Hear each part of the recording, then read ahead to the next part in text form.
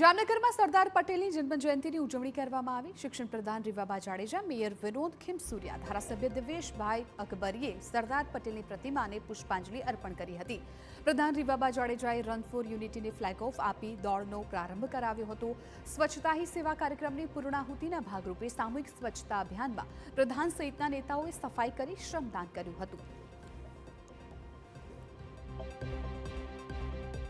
કે અંગ્રેજોએ ષડયંત્રપૂર્વક આપણા દેશને ટુકડા ટુકડામાં આઝાદી આપી હતી, પરંતુ આ વિખરાયેલા દેશને એક સૂત્રતાના તાતણે બાંધવાનું જો કોઈ કામ કર્યું હોય તો એ હતા આદરણીય શ્રી સરદાર વલ્લભભાઈ પટેલ સાહેબ।